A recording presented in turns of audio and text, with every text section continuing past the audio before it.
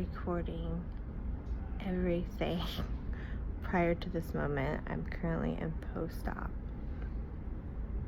So I have this handy contraption.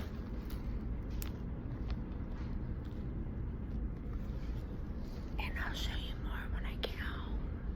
Bye. Okay, so I'd never got to do my pre-video before surgery. I had my surgery yesterday, and so far pain is no better. I'm having a lot of incisional pain where they put the pump on the front side, and then incisional pain where they had to run the catheter into my back. I'm also having a spinal headache, so I can't sit up or really move anywhere. It's kind of like it just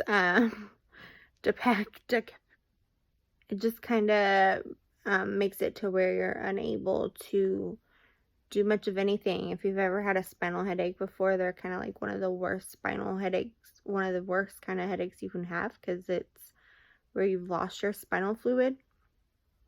So it's really, really miserable to have that. So I'm not able to move anywhere. I'm stuck in bed.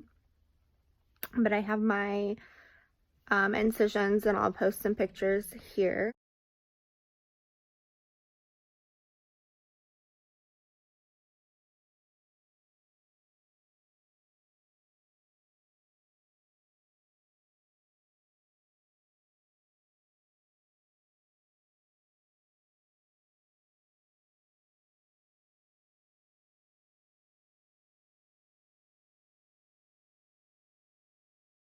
And then I also have this wonderful thing on me, the On-Q pump. And this thing is, they ran a second catheter into me, and this is giving me a numbing juice. And the numbing juice is just trying to help with the incisional pain in the back.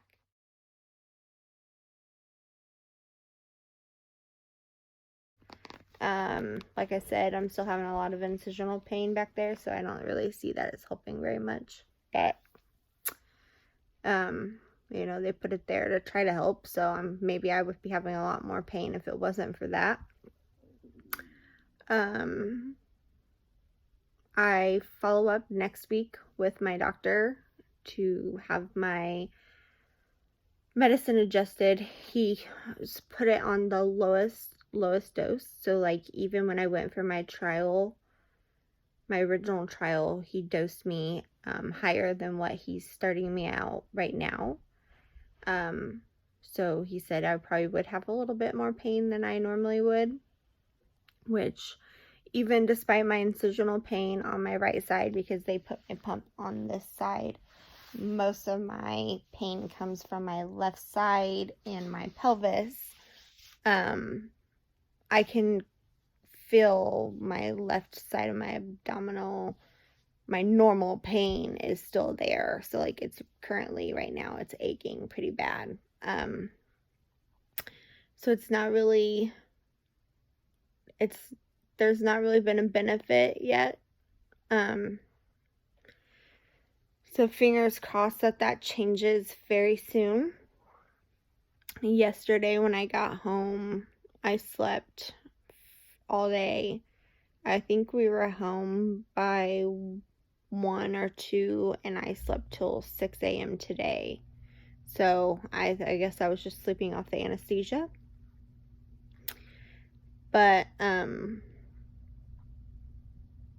far as like the procedure and stuff, it went like any other procedure. You know, I checked into pre-op, and they actually did it as an outpatient procedure, and just makes it funny how that works now, because, you know, 2 years ago when I was having any type of procedure done with my stomach, it was always, it was always, I was inpatient because I was such a high-risk patient when it comes to my stomach. But I'm thinking they can do this outpatient because it's all like I don't want to say superficial, but they don't really cut through muscle or anything like that. But it did kind of shock me that he knew that I was going to probably come home with a spinal headache because I experienced it the last time. And like because when he was going over, the possibility of coming out of surgery, and like it was possible, but it was rare. And I was like, you said it was rare last time with the trial, and I got one. And so when I came out of surgery, though, I looked at that nurse because she asked me how I was feeling, and that was the first thing I said, oh my God, my head is pounding, because it's like a headache you've never, I can't even explain it. So she laid me down, and she was like, I'm going to go tell him that you have one. And when she came back, she said, yeah, he said he thought you might get one. And I said, yeah, because I had one the last time. So that kind of shocked me that they still, sent me home, even knowing that I was going to end up with a spinal headache. But they said that if it wasn't better by Friday, to let them know, and they would bring me back in for a blood patch. So there's that. And other than that, so now it's just healing these incisions. So I have a binder on. The binder has to stay on for a minimum of 30 days, so that the pump doesn't flip, because it has to like scar tissue itself in. If it flips or the catheter kinks or anything like that, it would be a pointless surgery, and they would have to go back in and fix it. I can't drive. I can't do anything for a minute. And he said it would be a minute before we got things situated. So I'm just kind of praying that will be able to at least get me at an okay spot until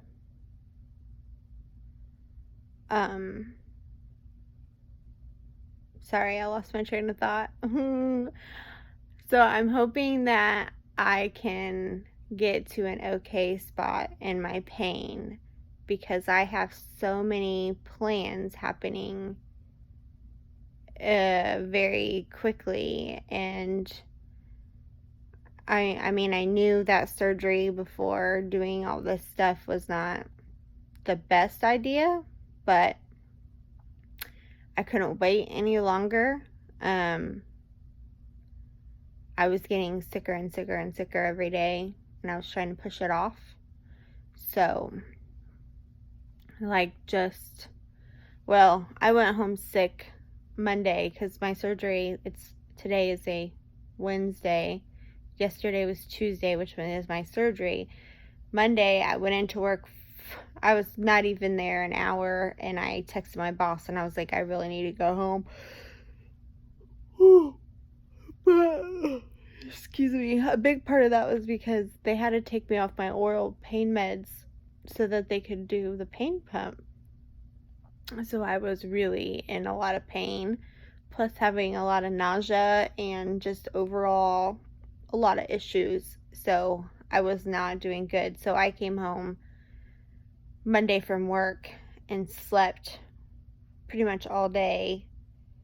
I was taking another drug that he called in that wasn't a pain medicine, but a drug to basically make me sleep to get through it, and nausea medicine until yesterday when I went in for my surgery. So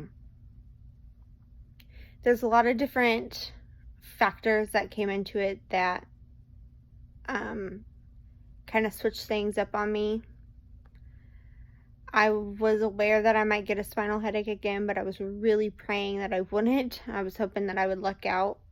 But unfortunately, as you can tell, I'm still laying flat.